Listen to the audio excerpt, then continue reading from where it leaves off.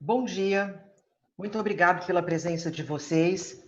Eu sou a Áurea Figueira, diretora da Agência em Foco de Comunicação.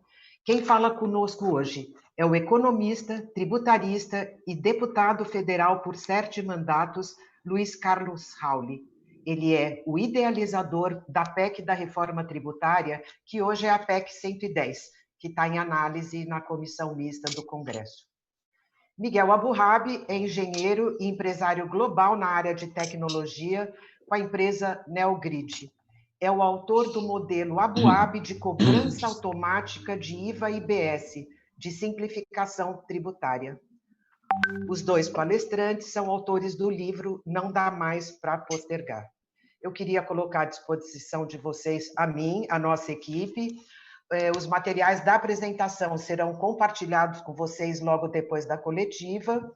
As perguntas podem ser feitas, como vocês sabem, pelos chats do YouTube e do Facebook, e a gente está disponibilizando para quem quiser, colocando no WhatsApp de vocês o link do Zoom, que é por onde está sendo transmitido, para quem quiser fazer uma pergunta mais direta ou entrar num debate mais direto com os nossos entrevistados. Eu quero passar a palavra agora, então, para o Luiz Carlos Rauli, que começa a sua apresentação. Bom dia, Brasil. Bom dia, Áurea, a todos, todas que estão nos assistindo nesse momento. Nós estamos lançando a campanha Destrava Brasil para fazer com que a reforma tributária seja feita de forma completa, por inteiro, como nós temos pregado ao longo dos últimos anos. A nossa apresentação vai ser muito rápida, porque ela é dividida. A primeira parte eu falo dos problemas raízes que levaram a sucessivas crises econômicas no Brasil. Em seguida, eu apresento o modelo simplificador. O Miguel Aburrab apresenta a revolução tecnológica 5.0 de cobrança eletrônica.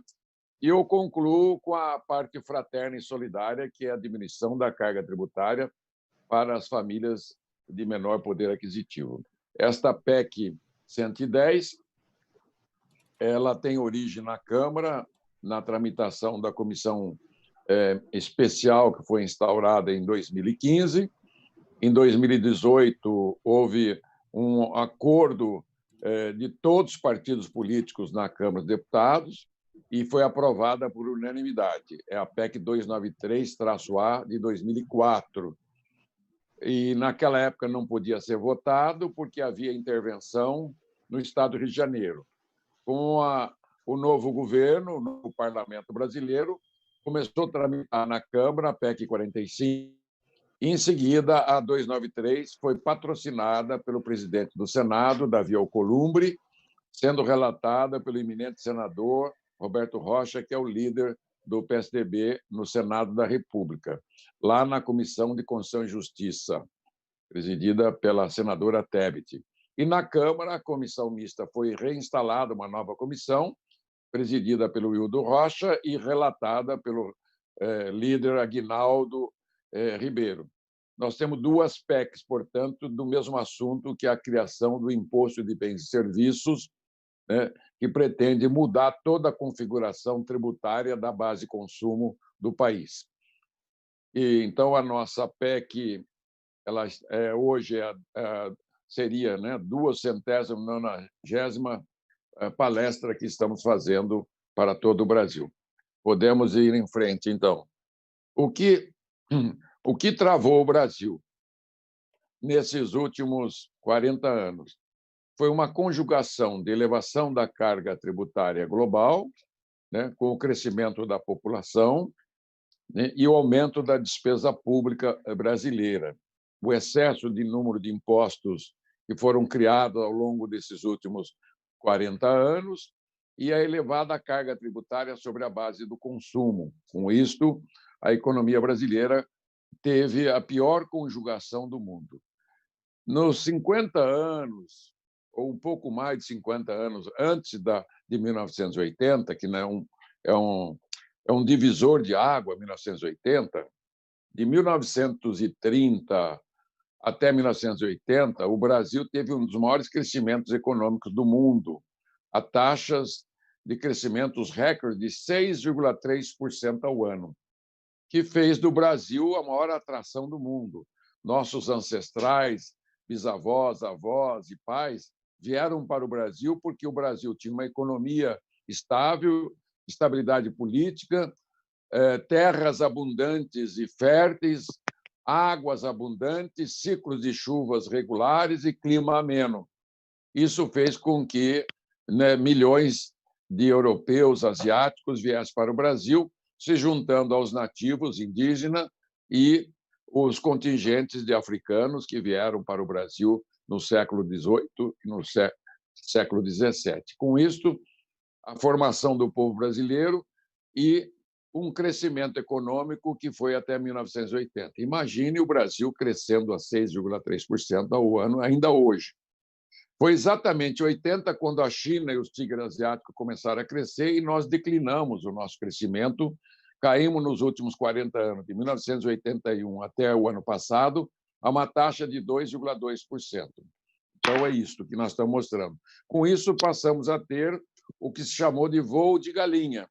Antes era um voo, né?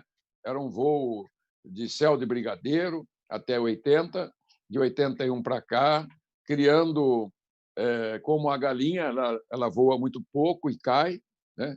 Então foi convencionado no Brasil que tivemos 40 anos de voo de galinha, lamentavelmente, gerando crises econômicas sucessivas e crise política.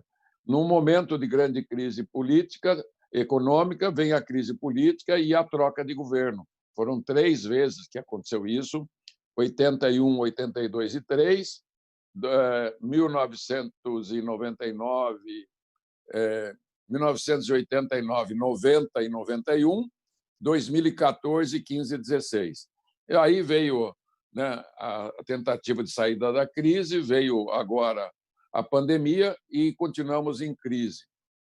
O PIB brasileiro, que cresceu 2,2% nos últimos 40 anos, se você cortar só os últimos 10 anos, separando dos 30 anos anteriores, o crescimento econômico anual cai para 0,9%. Se você fizer um corte de 5 anos, 2015 a 2019, o crescimento econômico cai para menos 0,5% ao ano, sem considerar o crescimento negativo deste ano. Podemos afirmar que o PIB de 2020 será 10% do PIB menor do que deveria ser. Ao invés dele subir para estar em 110,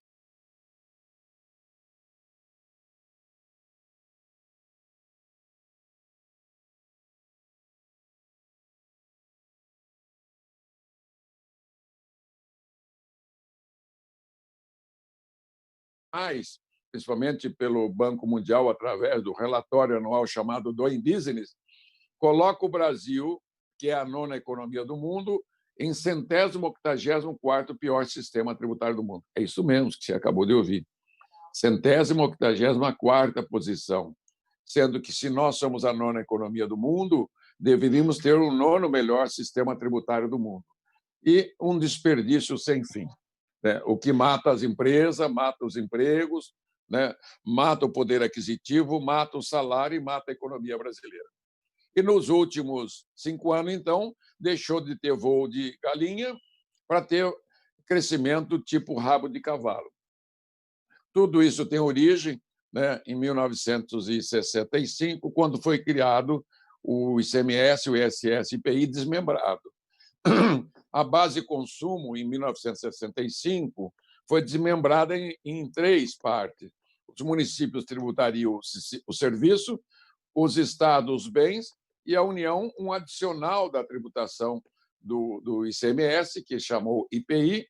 A União tributaria o imposto de renda e a contribuição previdenciária. E os municípios, consorciados com o Estado, tributam o patrimônio. Os estados e municípios são sócios do imposto de renda e do IPI, os municípios são sócios do ICMS. Esse é o modelo que nós temos hoje. Ok? Vamos em frente com a nossa exposição. Agora, pode ir em frente. Então, Esse modelo gerou um caos que nós chamamos de manicômio tributário, anarco-caótico, quem pode mais chora menos, e um Frankenstein funcional, que está ali, o Frankensteinzinho. Ele deságua em tantas impropriedades, inconsistências, inconsequências, que as renúncias fiscais, que não existe mais em nenhum país do mundo, montam 7% do PIB anual, 500 bilhões de reais por ano, metade do que é arrecadado na base de consumo. Hoje, a base de consumo dos 9 tributos que nós queremos extinguir tem uma arrecadação de 14% do PIB. Só de renúncias fiscais tem 7%. Só de sonegação, também 7,5%, mais de 500 bilhões também por ano. Esse sistema, como ele é declaratório, você declara que vai pagar o imposto, preenche a sua guia de pagamento de imposto, seu DARF, chega no dia, se você não tem dinheiro, você não paga. Isto aí, esta prática acumulou 3 trilhões de dívida ativa. Quando eu falo isso, é sempre União, Estados e municípios. 43% de um PIB anual está na dívida ativa. Por outro lado, como o sistema é caótico, é um manicômio tributário, jurídico, o número de ações no Brasil é o maior do mundo. O Brasil tem a maior sonegação do mundo, ainda é o último país do mundo que dá incentivos fiscais, é o país que tem dívida ativa gigantesca, né? E tem o contencioso de 5 trilhões, que é mais de 70% do PIB. Isso gera corrupção ativa e passiva e uma burocracia declaratória que custa para a sociedade 1% do PIB, 72 bilhões de reais é o custo para pagar impostos no Brasil. Ele é maior do que a soma de todos os programas sociais da assistência social do governo federal. Olha só que absurdo. Com isso, criou-se o manicômio tributário e o Frankenstein funcional, que o Frankenstein não é cheio de remendos, ele anda muito lentamente. Com isso, fez com que a economia brasileira, louca, andasse lentamente. Só sobrevive aqueles que têm benefícios fiscais e creditício da União, Estados e municípios e aqueles que sonegam o que declaram e não pagam. Então, a economia de mercado no Brasil é um caos. Em função desse caos que se estabeleceu, não tem potência para crescer o nosso país. Pode ir em frente. Então, aí entrou a nossa PEC 110 para tentar resolver de uma vez só, de uma forma completa, total, todos os problemas e iniquidades do sistema tributário, que eu chamo de reforma reengenharia tecnológica, né, tributária, fraterna e solidária, com crescimento sustentado. Ela tem uma regra de ouro, que nós detectamos? Que todas as tentativas de reforma esbarrava no medo do governo federal, dos estados e municípios, principalmente dos grandes, de perderem a arrecadação. Por outro lado, o medo de setores da economia de ter que pagar mais impostos e do cidadão achar que paga mais impostos. Então, nós criamos uma regra de ouro de não mexer na arrecadação da União, Estados e municípios. Tem lá vários artigos que protegem a arrecadação da União, Estados e municípios, no coletivo, claro, sem nenhum avançar na arrecadação do outro. Há um outro dispositivo constitucional que foi colocado de que não haverá aumento de carga tributária global para a sociedade. Ao contrário, eu vou mostrar aqui para vocês que haverá uma redução de carga tributária tão grande, na ordem de 500 bilhões de reais por ano. Isso, em 10 anos, tiraria do bolso do contribuinte, do consumidor, 5 trilhões de reais que o consumidor brasileiro e as famílias brasileiras e as empresas teriam disponibilidade para gastar mais, criando um novo mercado consumidor interno com a diminuição das alíquotas excessivas, que eu chamo de gorduras trans. Essas gorduras trans, assim como o colesterol no organismo da pessoa mata e leva ao infarto, nós vamos eliminar essas gorduras trans do sistema tributário brasileiro, acabando, zerando com a guerra fiscal, zerando com a possibilidade de inadimplência, né, do pagamento do tributo. Então, ela terá algumas diferenças entre as outras PEC. primeira regra é essa, está aqui para mostrar que antes da reforma e depois da reforma não haverá alteração significativa. O próximo slide é dizer, o modelo brasileiro, além do excesso de número de impostos que tem na base de consumo e um imposto a mais na base da renda, totalmente inoportunos e inconvenientes, nós carregamos demais da tributação do consumo.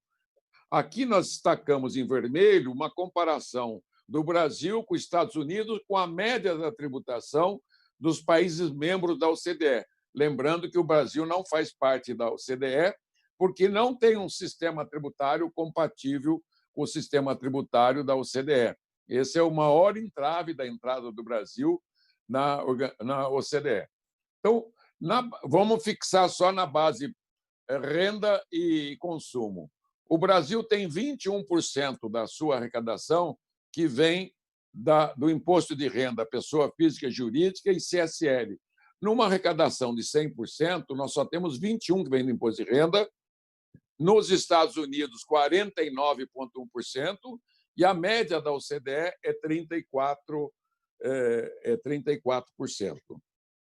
Então, segundo ponto, a base do consumo brasileira tem 49,7% da arrecadação. Metade dos 100% arrecadado no Brasil vem da base de consumo. A média internacional da OCDE é 32%, e dos Estados Unidos, pasmem, 17%.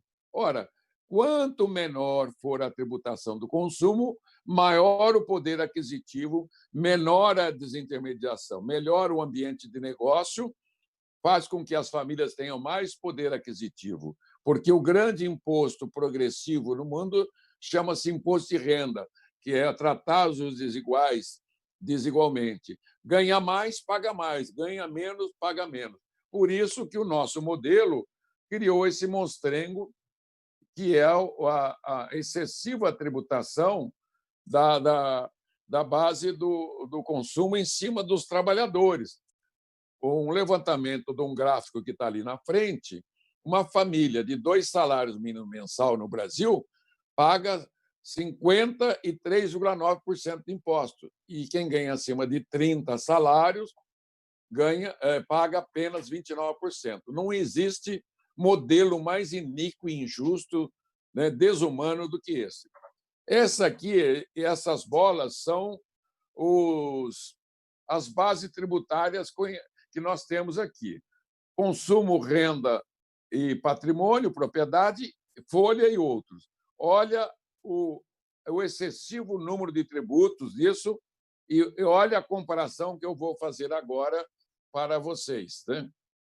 A nossa proposta do problema raiz, né, do excessivo número de tributos e a divisão da base trouxe a este momento de iniquidade. A nossa proposta 110 não quer eliminar 2 tributos, como propõe o governo federal, por um. Não, nem como a 45, eliminar 5 por 1. Nós queremos eliminar 9 tributos por um, podendo eliminar um 10º, que é metade da tributação da folha de pagamento, e ainda podendo eliminar o sistema S e também o Fundo Rural da folha. Com isso, nós teríamos, nesse momento, 13 eliminações. Seria um saneamento completo dessa base de consumo e ficaria desta maneira o sistema. Um só tributo na base de consumo, um só tributo na base de renda, eliminando o 14º, que seria a contribuição sobre o lucro líquido. A base do INSS ficaria só empregado e empregador, com a alíquota reduzida à metade a patronal, e os impostos clássicos patrimoniais, que também nós escrevemos alguns artigos de regulamentação para tornar esse tributo mais justo. Nós fizemos um trabalho coletivo com a participação de toda a sociedade, de trabalhadores, empresários, profissionais liberais, a academia, a consultoria da Câmara, a consultoria do Senado, o apoio de entidades como o Sebrae Nacional, o próprio CECIF, o IBPT, o Instituto Atlântico, FGV Rio São Paulo, o IPEA, e chegamos a esse modelo. não pode deixar nenhum tributo na base de consumo para que o sistema não volte a ficar um manicômio tributário. É um problema raiz. Deixar qualquer tributo na base de consumo para trás significa deixar um câncer. Eu olho cada tributo desse dentro da base de consumo como se fossem tumores cancerígenos. É isso que nós temos que fazer. Então, esse é o modelo da 45, que não vem ao caso agora, né? Essa é uma redivisão de sugestão que eu faço dessas bases, que é fazer com que o sistema tributário brasileiro tenha a mesma carga média, renda e consumo do que tem a média da OCDE. Não precisa ser igual aos Estados Unidos. Esse gráfico é para mostrar as questões da carga tributária crescente, e agora o modelo Abu Dhabi, que vai ser com ele, vai explicar o modelo Abu Dhabi e os ganhos. Rapidamente eu falo. Esse modelo vai desonerar comida, remédio, vai ter um programa de nota fiscal eletrônica e fazer com que o Brasil volte a crescer e prosperar, né? Gerando renda. Nós vamos diminuir a carga tributária das famílias que ganham menos, transferindo essa carga tributária para as famílias que ganham mais, podendo, com a diminuição da carga tributária de remédio, de comida, né, diminuir essa alíquota que é hoje de 33% para comida e remédio para 7%. É o que é praticado no mundo inteiro. Então, nós temos isto, redução da carga de comida dos mais pobres, daria um ganho, já de cara, só 2 itens de 7% na renda das famílias. Né? Uma poupança mensal para os mais pobres de R$ 146. Imagine num ano como é que fica bonito isso, daria 1.900 ganhos, só de 2 itens. Se eu fizer a conta dos outros itens que vão reduzir, nós vamos aumentar o poder de compra de milhões de pessoas. Com isso, aumenta a produção da indústria, da agricultura, aumenta o emprego do comércio e serviço e volta a criar o círculo virtuoso. Nós estamos falando de 24% da população brasileira, que são os mais pobres, que terão um ganho, uma redução de 24 bilhões por ano, que vai ter uma economia anual de R$ 1.900.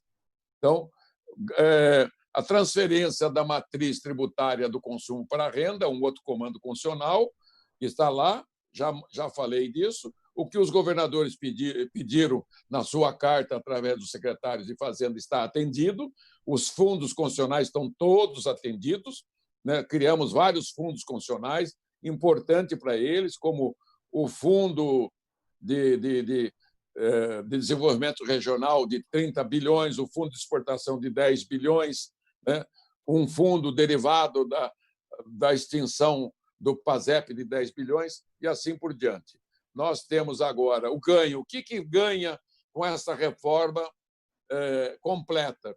Uma redução da renúncia fiscal de cara de 300 bilhões por ano, que desaparece dos preços. A diminuição da sonegação de 460 bilhões por ano para metade já de cara, os governos passarão a ganhar 230 bilhões a mais de arrecadação.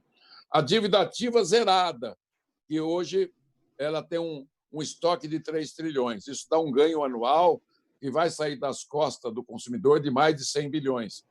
O contencioso tributário de 5 trilhões não vai mais haver a perda de receita, porque quando o advogado for à justiça e à empresa, o imposto já está pago, porque o imposto nunca mais será pago pela empresa, e sim pelo consumidor. Então, nós vamos reduzir esse custo em mais de 100 bilhões por ano, e o custo declaratório do modelo Abu Dhabi de cobrança totalmente eletrônico vai dar uma economia de mais de 50 bilhões por ano. Nós teremos uma economia, o consumidor deixará de gastar 7% do PIB a mais em tributos. Por isso que eu falo, a reforma que nós estamos propondo, idealizada por nós, encampada pelo senador Davi Alcolumbre, relatada pelo senador Roberto Rocha e por 65 senadores a mais do Senado, ela é desenvolvimentista, ela é fraterna, ela é solidária, ela é simplificadora e vai criar um novo círculo virtuoso na economia brasileira, fazendo com que o Brasil volte a crescer a 6, 7% ao ano, né? Com um imposto só na base de consumo, um imposto só na base de renda. mantendo a autonomia de estados, municípios da União, a divisão de partilha sem mexer, aumentando a base do consumo, todas essas cobranças que não são feitas hoje, que no modelo Abu Dhabi nós vamos atingir todas, que será cobrado no cartão de crédito. Não haverá cumulatividade, vai ser desonerado totalmente as exportações e também desonerado totalmente os bens do ativo fixo. E acaba com o ato declaratório e o recolhimento vai ser simples, direto, funcional. É uma verdadeira revolução tributária, reengenharia econômica, social para o nosso país. É isso aí, meus amigos. Pessoal, obrigada, Raul, pelas palavras. Eu vou passar agora... Eu queria só fazer um adendo. Para a apresentação não ficar muito longa, a gente omitiu uns slides muito interessantes que eu vou compartilhar com vocês, que é uma espécie de análise SWOT entre a PEC 110, a 45 e a PEC do governo. E ali fica claríssima quais são as diferenças. Assim que a gente terminar, a gente passa aí para todos vocês. Eu vou passar a palavra agora para o Miguel Aboab, que vai dar um bom dia e fazer a apresentação dele. Pois não, Miguel, está com você. Olá, bom dia. Bom, é um prazer estar com vocês e compartilhar um pouco essa ideia, esse plano que eu venho trabalhando já há tantos anos e mais recentemente com o Raul. É uma satisfação, a gente entende que agora nós temos todas as forças e chegou o momento da gente, então, emplacar essa reforma tão importante. Vamos à apresentação, então.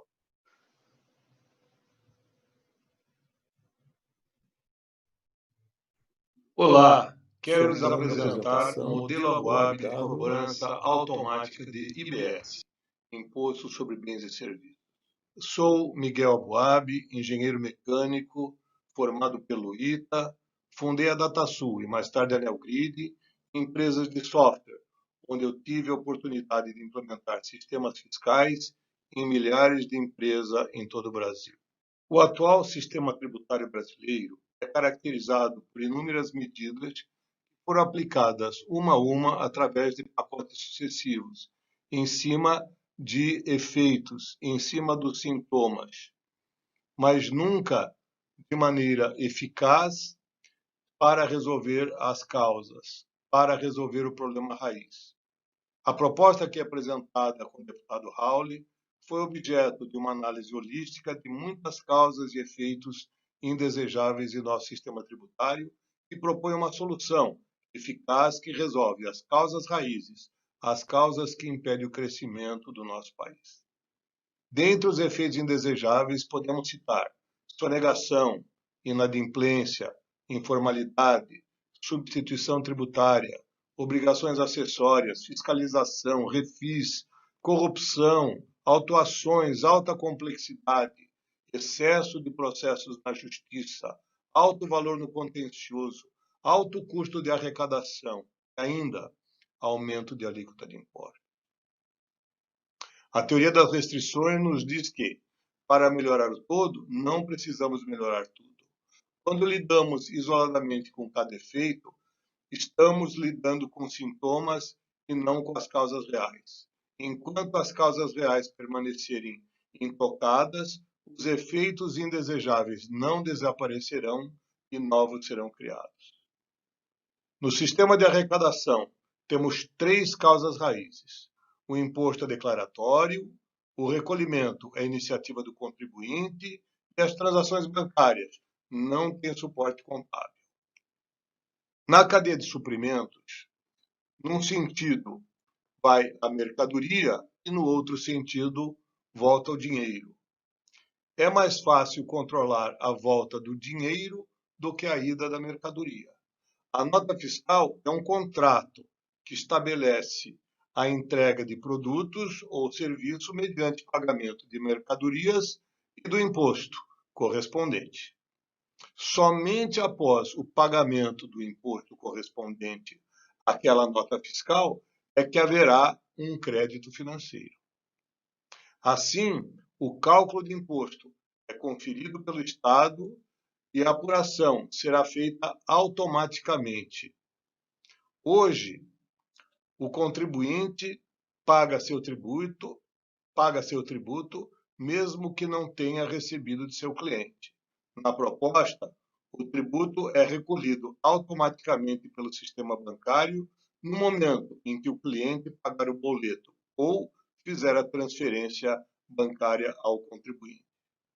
Finalmente, as transações bancárias passam a ter suporte contábil.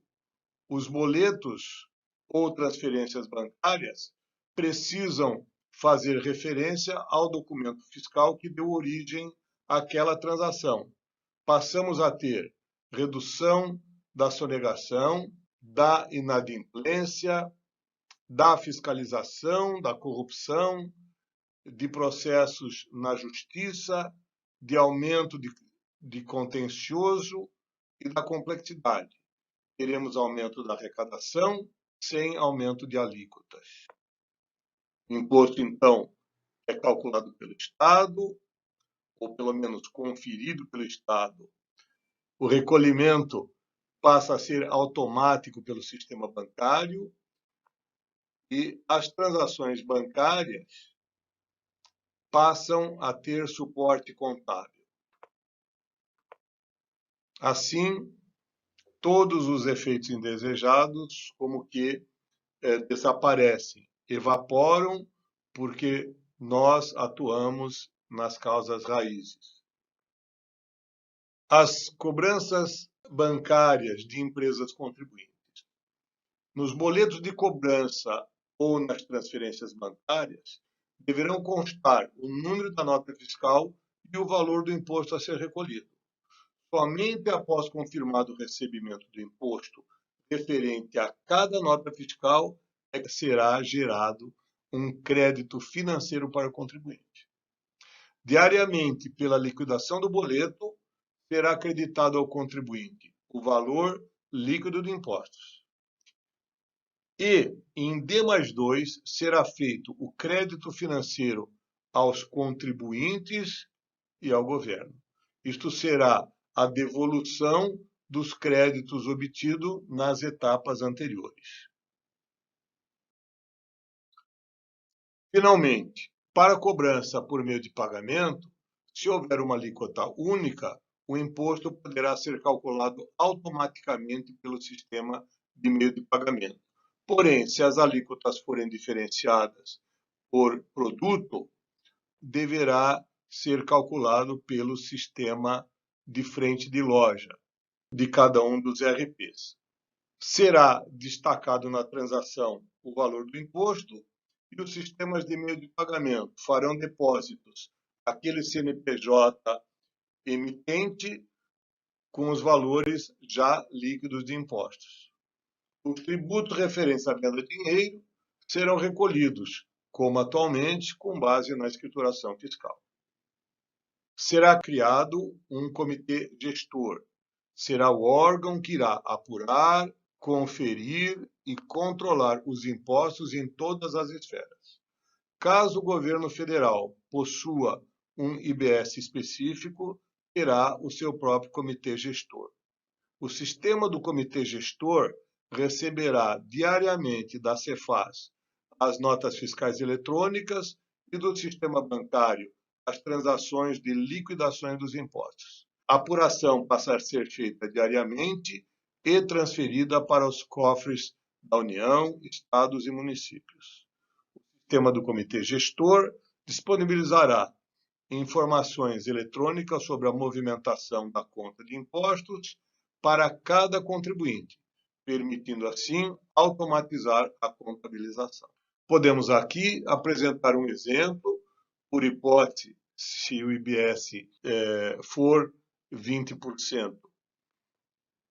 Então, uma indústria produtora de aços vendeu para uma empresa de manufatura, por hipótese, mercadoria no valor de R$100 e emitiu um boleto no valor de R$100, onde está explicitada a mercadoria, e mais R$20 de impostos.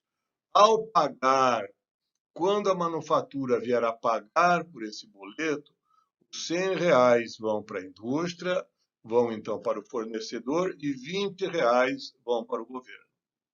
Na próxima etapa, a manufatura agregou valor, vendeu para uma empresa de varejo. Por hipótese, o valor da mercadoria R$ 200 e agora o imposto seria 40. Então, o boleto de 240, R$ 200 vai para a empresa de manufatura, 40 para o governo, porém, neste momento, em D+2, o governo irá devolver à empresa de manufatura o crédito de R$ 20 referente às etapas anteriores.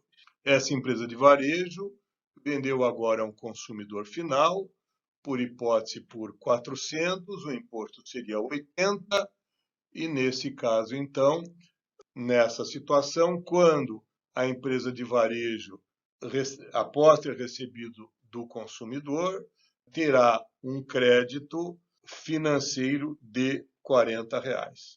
Essa é uma proposta de um sistema de valor agregado, mas em regime de caixa.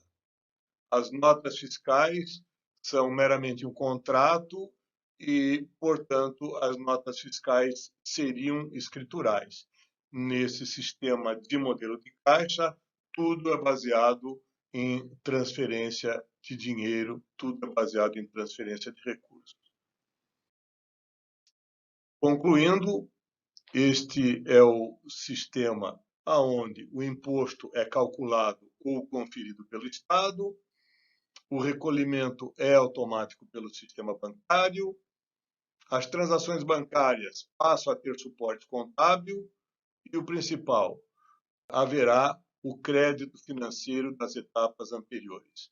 Isso, então, é um sistema de valor agregado, não temos efeitos cumulativos. Muito obrigado, agradeço em nome também do meu companheiro Luiz Carlos Rauli, com quem desenvolvemos sistema já há alguns anos.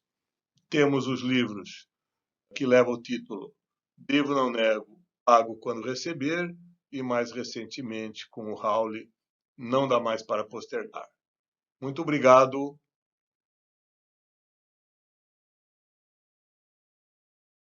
Foi um prazer. Tá perfeito, então. Então, estamos aqui falando da Ingrid, do Sistema Verdes Mares de Fortaleza, e a pergunta é a seguinte: como as propostas já discutidas tratam as desigualdades regionais? Aqui no Nordeste, temos fortemente a questão da guerra fiscal. Algum ponto visa a diminuição dessas diferenças a partir da tributação? Me desculpe, mas foi uma Não, pequena um prazer falha. muito grande, Áurea. Ingrid, da Rede Verdes Mares, de Fortaleza. Um prazer grande, viu? A mudança do paradigma da proposta 110 é a cobrança do imposto no destino, porque o imposto é de quem consome, não é de quem produz. Mudando mais de 40 anos de modelo centralizador do imposto onde é produzido. Com esse modelo, os estados mais pobres e os estados em desenvolvimento tiveram um prejuízo e continuam tendo um prejuízo muito grande. Só a mudança da cobrança da origem para o destino daria para estados como o Ceará mais de 1,5 bilhão por ano de arrecadação adicional. Rio Grande do Norte, Paraíba, mais de 1 bilhão por ano. Por quê? O imposto, hoje, ele é cobrado na barreira entre os estados entre 12% e 7% de alíquota. Isso não existe em lugar nenhum do mundo mais. Então, nós estamos fazendo uma grande mudança. Segundo, a criação de um fundo de desenvolvimento regional, conforme sugerido e solicitado pelo secretário de Fazenda e governadores de estado, de 33 bilhões de reais por ano, e já está no texto constitucional nosso. Um fundo de compensação das exportações de 10 bilhões de reais. Também nós pegamos o fundo antigo e triplicamos o valor dele. Um fundo oriundo da desoneração do PASEP em cima das prefeituras e governos estaduais, mais 10 bilhões. A manutenção dos atuais fundos de desenvolvimento regional de 43 bilhões por ano. Também, adicionalmente, a criação de um fundo de equalização para receita por habitante que que seja menor do que a receita por habitante da média dos estados e municípios do Brasil. Esse modelo é o modelo canadense que nós trouxemos. Outra questão importante que o consumidor final de baixa renda, que ele está localizado no interior, grande parte do interior do Brasil, vai ter uma diminuição das suas cargas tributárias, né? Sendo que estados e municípios, pelos primeiros 5 anos, eles não vão perder nem um centavo das suas arrecadações, e haverá uma diminuição da carga tributária das famílias que ganham menos, já de cara, inicialmente de 7%, e em seguida poderá atingir 20%, 25% de ganho para cada R$ 1.000 de salário desta família. Então, são muitos ganhos. A otimização da economia, criando um círculo virtuoso na economia, os estados do Nordeste voltarão a crescer e prosperar, gerando empregos, riqueza e, consequentemente, mais impostos e mais desenvolvimento, melhor educação, melhor saúde e assistência social e assim por diante. Os colegas que estão aqui no... Meu áudio está ligado? Tá. Que estão aqui no Zoom, gostariam de fazer alguma pergunta diretamente? Senão, a gente passa para o Nelson, que tem 2 perguntas.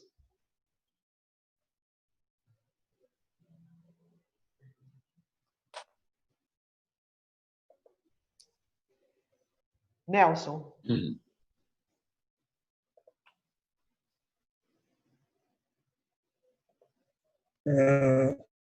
Eu queria perguntar para o deputado, para o senhor Luiz Carlos Rauli, se a proposta do governo enviada essa semana é convergente com a PEC 110. E para o senhor Miguel Abuhab, eu queria perguntar em quanto tempo o modelo poderia ser implantado, caso ele seja incorporado à proposta da PEC.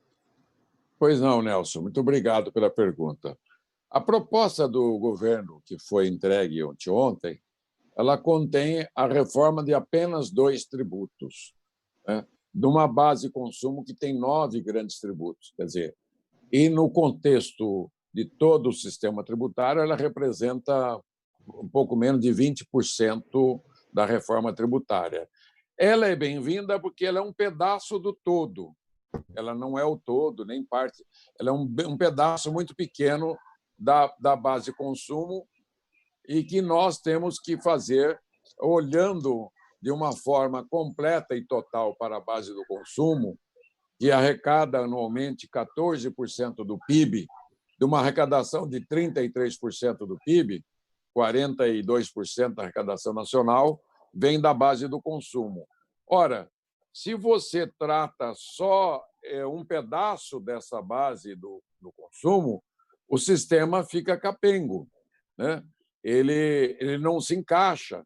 Por isso que é importante a contribuição de um projeto de lei, que não é emenda constitucional, a nossa é emenda constitucional, o governo mandou um projeto de lei ordinária, e a regulamentação do IBS, do novo imposto de bens e serviços que vai surgir, ele será feito por lei complementar, porque tem um grau de dificuldade legislativa a mais, para que não haja manipulação das leis daqui para frente. Então, o projeto do governo é bem-vindo.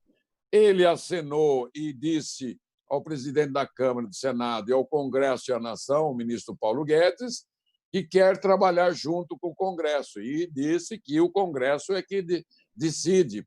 Então, a comissão mista, presidida pelo senador Roberto Rocha, relatada pelo líder Aguinaldo Ribeiro, que tem 25 deputados e 25 senadores, se encarregarão agora de fazer o ajuste da proposta 45, da 110, com a sugestão do governo de regulamentação do IBS e também as sugestões dos governadores, dos prefeitos de capitais, dos prefeitos das cidades pequenas, dos empresários do ramo da agricultura, da indústria, do comércio e do ramo e da atividade de serviços. Então, a nossa PEC 110 teve este condão. Ela olhou, teve um olhar holístico para toda a estrutura tributária brasileira, né, eliminando todas as causas raízes que nós temos no sistema tributário brasileiro, e aí encaixa a cobrança eletrônica 5.0,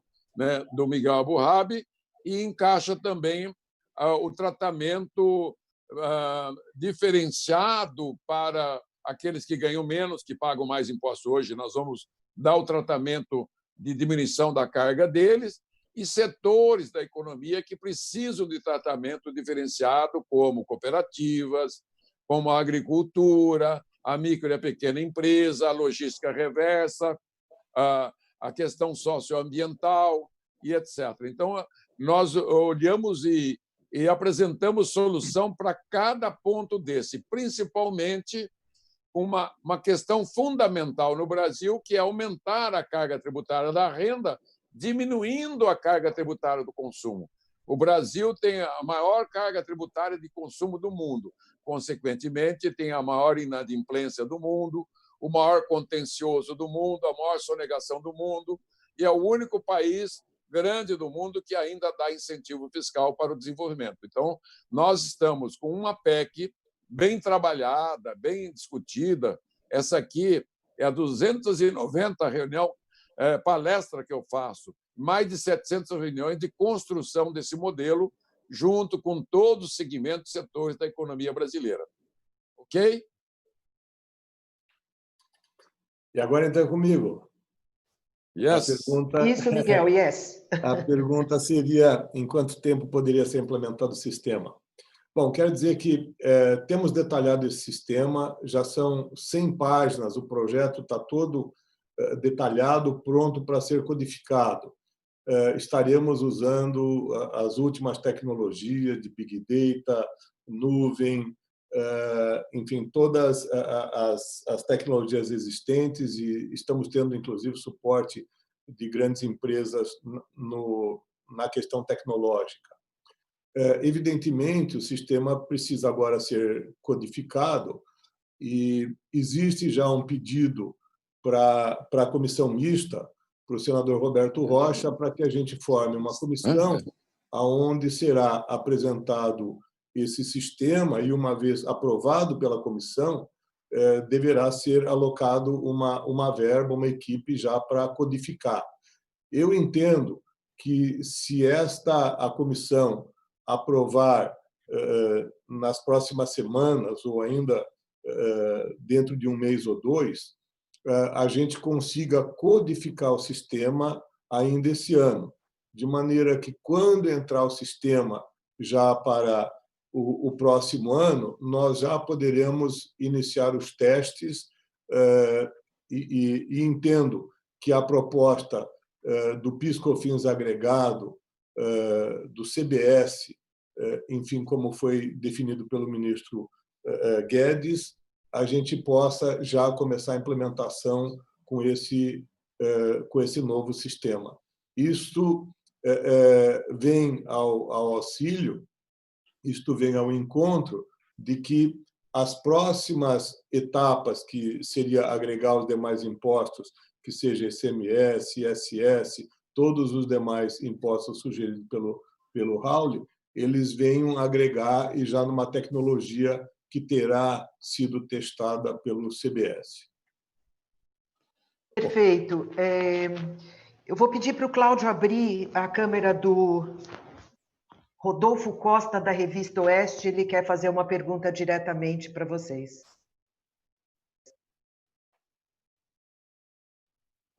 Deixa eu ver se você está abrindo aqui. Sim.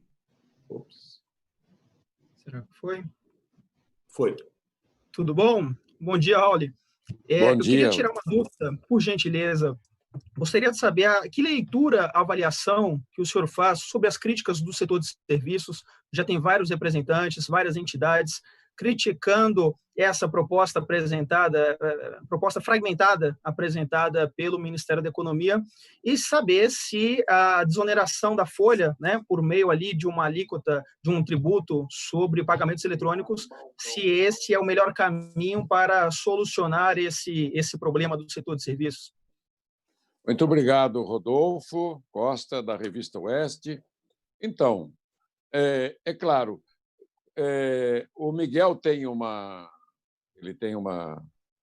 tese que ele usa muito, né, de estilo de vida, né, o ótimo que você tem que buscar. Quando você faz a reforma de um pedaço, ou a mesma coisa, que o paciente econômico brasileiro entrou no hospital com problema nas duas pernas, nos dois braços, problema no coração, no fígado, no rim, problema na cabeça.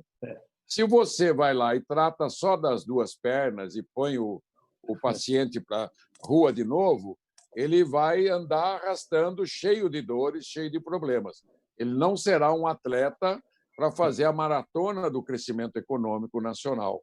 Então, por isso que eu já tenho uma experiência de mais de 30 anos de Congresso Nacional, fui secretário da Fazenda do Paraná 2 vezes, todas as reformas que foram feitas, chamado mini-reformas e fatiadas, né, mais quase 20, só 2 foram bem resolvidas. A do Super Simples, que foi benéfica para 95% das empresas, incorporou 6 milhões de empreendedores com o Super Simples e 8 milhões de autônomos no MEI, e mais 50% dos empregos com carteira assinada. Segundo, depois da lei do Super Simples, a lei de exportação, que é a lei 87/96, conhecida como Lei Candir, que ajudou o agronegócio brasileiro a se tornar o maior exportador de commodities do mundo. As demais legislações que foram fragmentadas, inclusive na última vez que foi feita a reforma do PIS/COFINS, houve um brutal aumento de carga tributária sobre o PIS/COFINS. Lembra que a alíquota era a alíquota era ínfima, e ela passou para 3,65, 9,25, alíquotas de 12, quando, na verdade, a alíquota modal era a metade. Então, por quê? Quando você trata um pedaço só do paciente, você não consegue enxergar ele o todo. Qual que é o nosso objetivo de fazer a reforma completa? Reenergizar a economia brasileira, todos os setores da economia, de uma forma sistêmica e de uma vez só.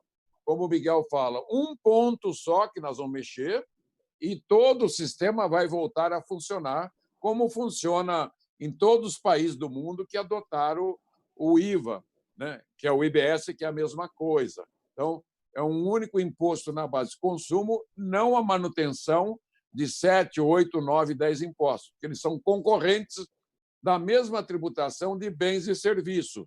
Quando nós mexemos no IVA, nós vamos mexer na folha, nós vamos desonerar a folha, recalibrando o que deixar de arrecadar lá no imposto de renda, na base de consumo, desonerando as famílias mais pobres, fazendo devolução de impostos para as famílias de baixa renda, né? Tirando todo esse peso dos impostos no ato declaratório, acaba com a burocracia, diminui o custo de produção, diminui o custo de contratação da mão de obra, aumenta o poder aquisitivo das famílias e também melhora o salário líquido, porque o imposto no Brasil arrecadado o ano passado foi de 33% do PIB.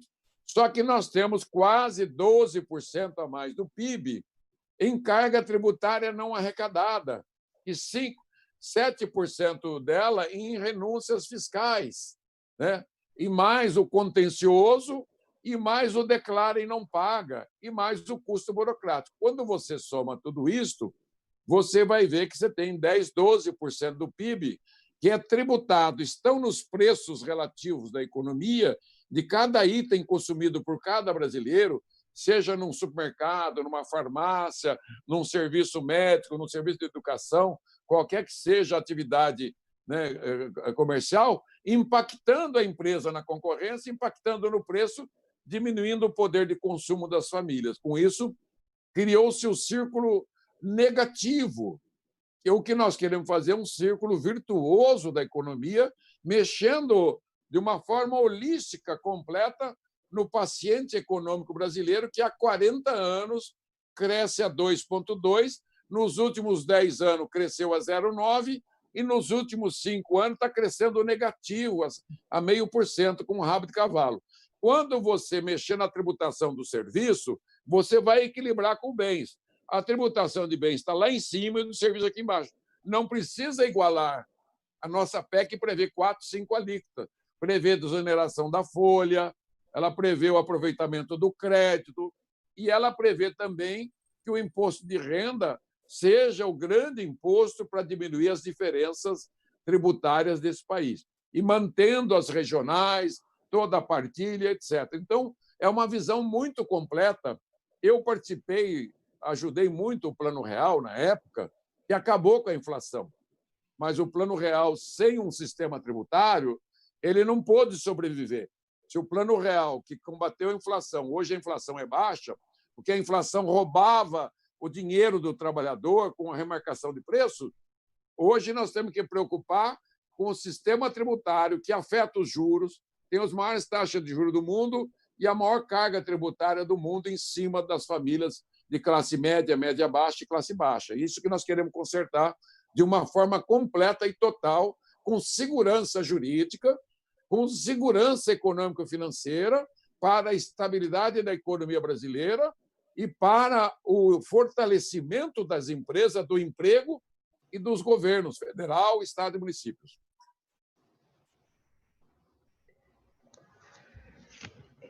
Parece que a gente não tem mais nenhuma pergunta.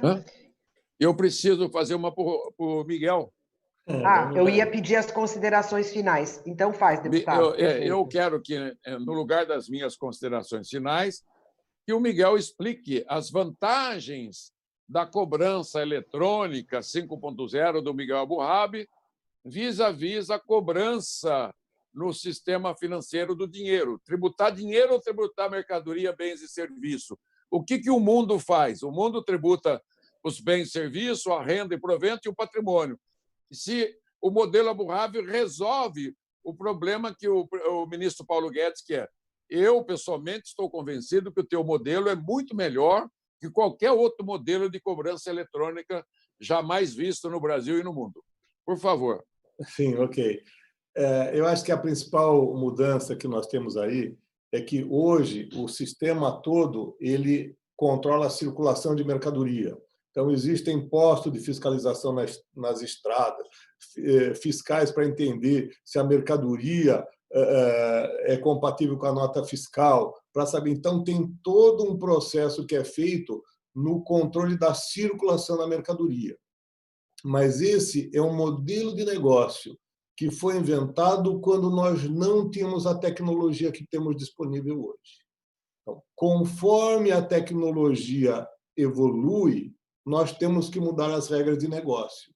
De nada vale a tecnologia se nós não mudarmos, se não trouxermos novas regras de negócio. Então, o controle de circulação de mercadoria era coisa da Idade Média, e talvez até é a referência que eu tenho nesse quadro aqui atrás, como era a cobrança dos impostos antigamente.